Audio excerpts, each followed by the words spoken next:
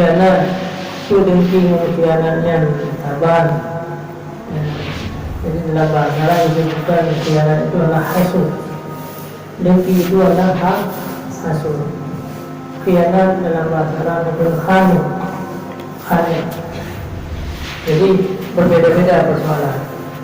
Jadi hasud yang dasar pun daripada marah, daripada begini, dari orang-orang akhirnya dendam, dari dendamnya itu dia yang merasa senang dengan kebaikan yang Allah berikan. Mana dengki bahwa anda mesti kita keluarkan dengan kata-kata. Dengki ini adalah sesuatu penyakit hati. Amat dikata kalau Allah memberikan sabo-sabo kelebihan kepada orang urut, karena urutnya merupakan urut yang tak benci dan yang anda merasa senang, itu namanya dengki. Saya inginkan kenikmatan yang Allah berikan terhadap urut yang saya bencinya juga ada kenikmatannya. Dia tinggal nak harta aja dua habis hartanya. Dia tinggal ada jabatan aja dua jabatannya. Itu merupakan dengki yang dalam hati yang hanya itu juga.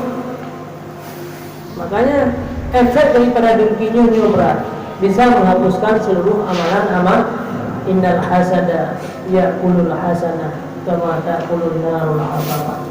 Bahwa hasud bisa menghapuskan segala amal-amal begitu cepatnya lagi kayu bakar dimakan oleh api-api. Kama ya'kulun narul hatabah, lagi api memakan seluruh kayu bakar.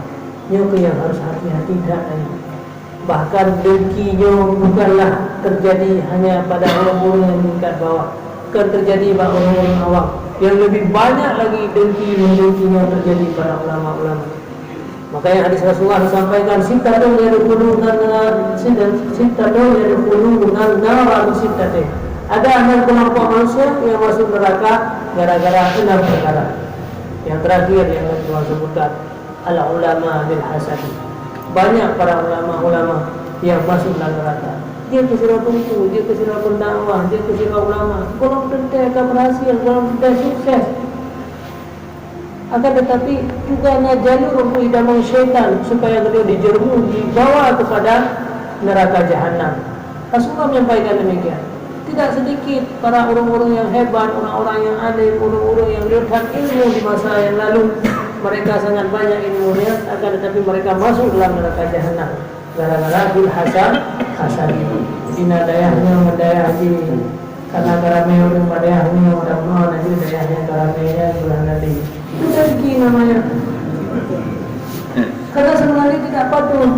Nak tunggu imamnya kahanali, kada kaya dua tunggu imam nanti dia imam begitu dengan bahan galak di masyarakat. Subhanallah. Tadi tugas dalam agama itu adalah hanya perlu untuk mencari popularitas. Karena tujuan dunia adalah ud'u ila sabili rabbika. Tujuan kita adalah para ulama, para tuku, para kiai kita yang dianjurkanlah ud'u ila sabili rabbika. Dia mengajak manusia kepada Tuhan, bukan kepada kita. Mengajak manusia kepada Allah, maka tidak ada yang bersaing. Sama-sama dia mengajak manusia kepada Allah. Dia mengajak manusia kepada Allah, kalau orang lain kepada tapi tak ajak orang lain untuk mendapat kemuliaan hari akhirat. Jadi kerana sikap, maka pakar karu uroyo, karena tanya tak ajak manusia keluar tu. Pada saat manusia yang dijak bangkok, tanya merasa kecil.